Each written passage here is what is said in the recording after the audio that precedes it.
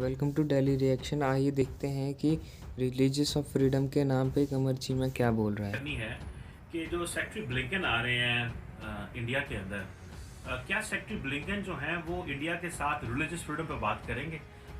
ये बड़ी international press ने इसको उठाया हुआ है और मेरे लिए बड़ा पॉइंट ऑफ कंसर्न था। मुझे नहीं लगता कि अमेरिका जो है वो प्रेशर डाल सकता है इंडिया के ऊपर व्हेन इट कम्स टू इस बात पे जी कि रिलीजियस फ्रीडम के ऊपर आप अपना रिकॉर्ड ठीक करें।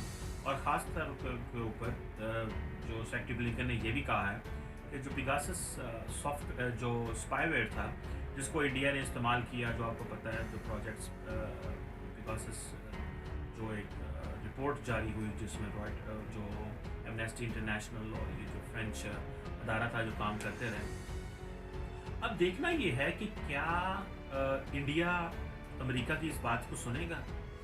मुझे इस तरह लगता है, देखिए, बंदे को थोड़ा रैशनल होकर सोचना चाहिए। बंदे को ये नहीं है कि जी अमेरिकन जो हैं वो बड़े स्मार्ट हैं। वो एवं नहीं हर जो मुल्क के ऊपर प्रेशर डालते रहते हैं। उनको पता होता है कि हमारा पॉइंट ऑफ कंसर्न क्या है। मिसाल के तौर पे अगर आपको याद हो कि 80s में और अमेरिका को पाकिस्तान की ज़रूरत थी कोल्ड वॉर में, तो उस वक़्त क्या हुआ था?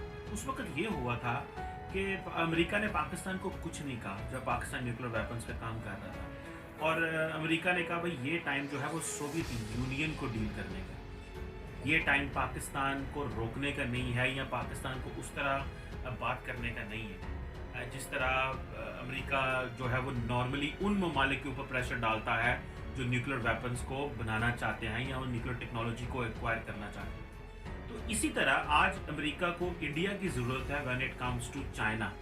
चाइना को देखने के लिए, चाइना को वो एक बहुत बड़ा थ्रेट समझते हैं। तो क्या जितने बड़े अमेरिका के डिज़ाइंस हैं, क्योंकि ये कहा जा रहा है कि अमेरिका जो है जिस तरह एक trans Atlantic partnership back in 50-60s में डेवलप की अमेरिका ने यूरोप के साथ, उस तर्ज की इतनी बड़ी पार्टनरशिप जो है वो इंडो पैसिफिक में डेवलप हो रही है।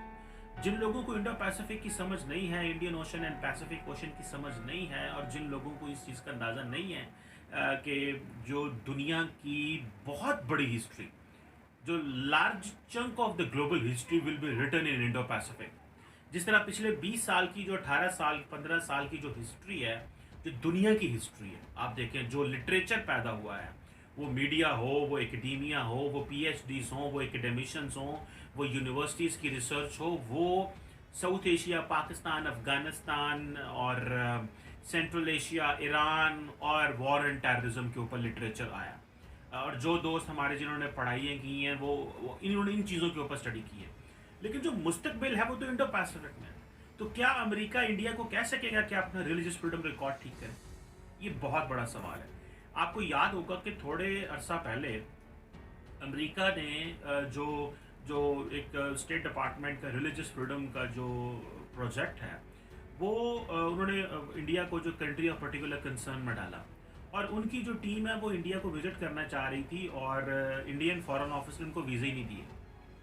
और ये बात जयशंकर साहब ने इंडियन पार्लियामेंट में बताई थी कि हम उनको वीज़ा नहीं दे रहे। सो दिस इज़ हाउ वो कहते हैं हम मानते ही नहीं है इन चीज़ों को कि आप हमें ना बताएं हमने क्या करना है। अच्छा, इसी तरह लेकिन कोऑपरेशन भी चल रहा है। ये नहीं कि कोऑपरेशन बंद हो गया दोनों ममालिक के दरमियान। This is something which is very important to understand कि आप स्ट्रेंथ्स भी देखें, वीकनेसेस भी देखें। When it comes to Pegasus, जो आपका स्पाईवेयर की बात होती है कि वो नरेंद्र मोदी यूज़ करते रहे।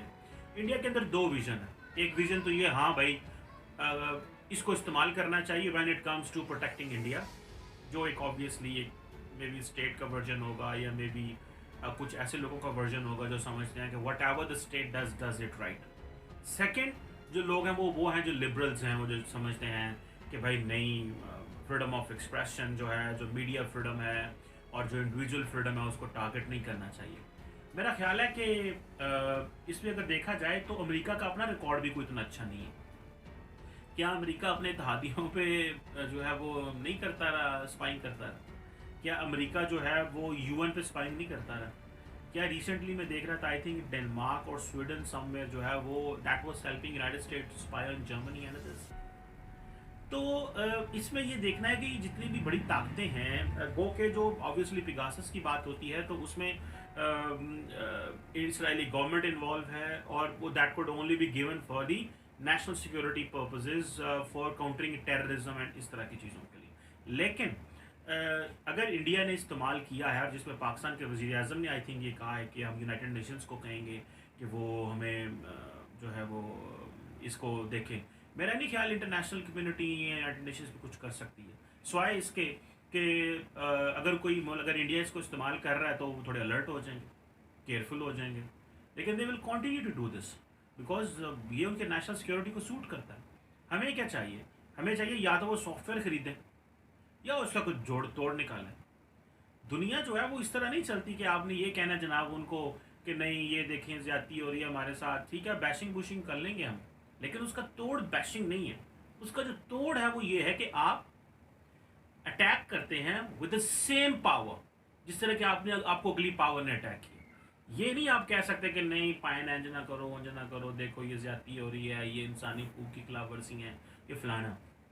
नेशंस जो होती हैं, जो कौमें होती हैं, जो नेशन स्टेट होती है, they go for their national interest.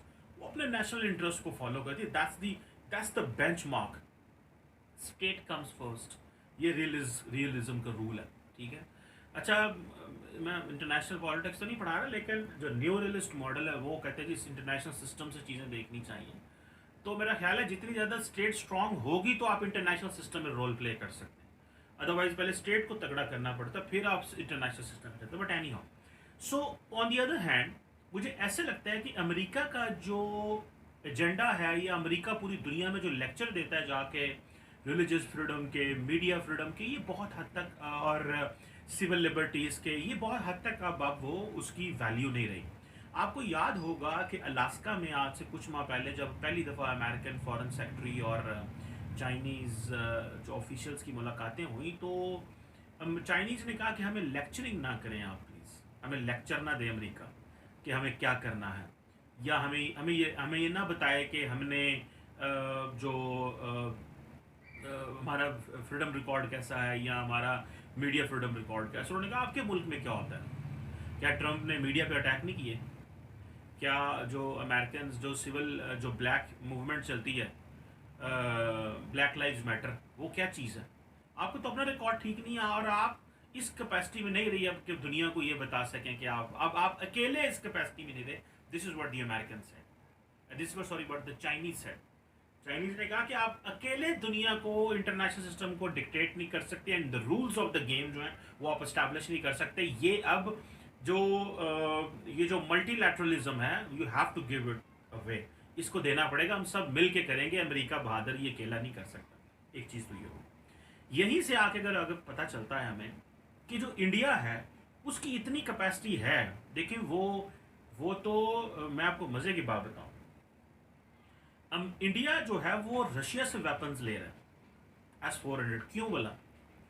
और इंडिया जो है वो अमेरिका से भी हेलीकॉप्टर्स ले रहा है अपनी नेवी के लिए। लेकिन इंडिया जो है वो रशिया से क्यों वेपन्स ले रहा है, S-400 ले रहा है? सिर्फ ये नहीं है, शायद मेरे सुनने में तो ये भी आता है कि शायद इंडिया जो है वो रशिया से जो इसराइल से आयरन डोम भी ले सकता था। लेकिन मेरा ख्याल है कि वो S-400 की तरफ जा रहे हैं। क्यों? क्योंकि इंडिया ये फील करता है कि रशिया को बहुत ज़्यादा फॉरेन एक्सचेंज रिजर्व चाहिए, और उसके लिए चाइना उसको वो पैसा दे सकता है। So India is trying to compete Chinese as well, ताकि जो रशियंस हैं वो सारा चाइना की तरफ ना टिल्ट कर जाए। This is how things are being shaped. चीज़ें ऐसी शेप हो रही हैं कि इंडियन जो इन्वेस्टमेंट कर रहे हैं वो चाइना को देख के कर रहे हैं कि हमें रशिया से S-400 मिल जाएगा ताकि हम रशियंस को न्यूट्रलाइज कर सकें। जो रिसेंटली जब अलास्का में अमेरिकन और चाइनीज़ की मुलाकातें हुई, तो उसके बाद जो रशियन फॉरेन मिनिस्टर लेवरोव हैं वो चाइना गए, और चाइना जाके उन्होंने ये कहा कि हमें एक फ्यूचर अरेंजमेंट इस्टेब्लिश करना है, क्योंकि हम देख रहे हैं कि इंडो पैसिफिक की बात है और बाकी। तो इंडियंस अपनी मार्केट स्टेप देख रहे हैं कि भाई हमें अमेरिकन के पास भी जाना है, फ्रेंच के पास भी जाना है, रशियन के पास भी जाना है, हमें सबके पास जाना है, चाइना के साथ वैसे कारोबार करना है। सो ये बड़ी डाइवर्सिफिकेशन, इसको हम स्ट्रेटेजिक ऑटोनॉमी बोलते हैं इन टर्म्स ऑफ आपका जो मिलिट्री हार्डवेयर की प्रोक्योरमेंट है। तो ये obviously this is something which is very much important. So क्या अमेरिका इंडिया को लेक्चर कर सकता है on human rights, media freedom, Pegasus जो है स्पाईवेयर के हवाले से? मुझे नहीं लगता कर सकता है। ना ही इंडिया को वो शायद उस तरह, हाँ टेबल पे बैठ के बात की जा सकती है, हाँ, लेकिन जिस तरह चाइनीज और अमेरिकन के आपस में सामने सामने जो हुआ था, उसमें मेरा नहीं ख्याल कि मीडिया के सामने अमेरिका करेगा। और अगर Chinese foreign minister, Indian foreign minister Jaishankar और ब्लिंकन अगर जॉइंट प्रेस कॉन्फ्रेंस करते हैं और वहाँ पे साफ़ी सवाल करते हैं ब्लिंकन से कि आप पिगासस प्रोजेक्ट के हवाले से आपने जो क्या इंडियन अथॉरिटी से बात की है, तो वहाँ पे जयशंकर क्या कहेंगे? ये बहुत बड़ा सवाल है। क्या जयशंकर ब्लिंकन को ये कहने देंगे कि हम जो है वो आप हमें लेक्चर ना करें इंटरनल? ये एक चीज़ है जो बड़ी इंपॉर्टेंट है। या कि इंडियन जो फॉरेन जयशंकर है वो खामोश रहेंगे और वो बोलेंगे नहीं, या उसको थोड़ा इधर उधर करने की कोशिश करेंगे ताकि हम अमेरिकन को अनॉय ना करें। ये भी एक पॉइंट है। लेकिन अगर कोई प्लान लेआउट करता है अमेरिका इंडिया के लिए, तो मुझे नहीं लगता कि इंडिया उसको एक्सेप्ट करेगा, because India somehow, because of its strategic position in Indo-Pacific, because of its financial autonomy to some extent, and because of strategic autonomy which it wants to have for acquiring the military weapons from across the global powers, जो कि जिनको अब cutting edge technology का इस्तेमाल कहते हैं। I don't find कि India जो है वो अमेरिका से दबेगा। और जिस तरह मैंने आपको बताया कि उन्होंने जो रिलीजियस फ्रीडम मॉनिटर करने वाली जो टीम थी उसको वीज़ा ही नहीं दिए, तो वो परवाह नहीं करते कि आप क्या हमारे बारे सोच रहे हैं और क्या कर रहे हैं। सो मुझे लगता है कि आइंदा आने वाले जो कुछ वक्त है, जिसमें जैसे कि मैंने कल वीडियो में कह रहा था कि इंडिया ने अमेरिका को कन्विंस कर लिया कि जी पाकिस्तान और जो इंडिया के मसले हैं ये बायलैटरल, लेकिन वो ये भी कहते हैं कि अमेरिका कहता है कि Kashmir disputed territory and all this, so that Indians के ऊपर प्रेशर रहे कि ये नहीं, ये डिस्प्यूटेड ही है, क्योंकि ये अमेरिका की हिस्टोरिकल पोजीशन रही है कि वो इसको डिस्प्यूटेड टेरिटरी, और इंटरनेशनल कम्युनिटी भी इसको डिस्प्यूटेड टेरिटरी कहती है। So this is something which is very interesting and, लेकिन देखना कि क्या इसका आउटकम होता है, जो कि आपको आजकल में पता चल जाएगा मेरा ख्याल है, क्योंकि वो साउथ एशिया मिडल ईस्ट के विजिट पे हैं। ब्लिंकन देखते हैं कि हाउ इंडियन प्रेस, क्योंकि इंडियन प्रेस में बहुत ज़्यादा गुस्सा भी है, कुछ some section of the Indian press, not all section of Indian press. So it will be very interesting development. Let's see क्या होता है।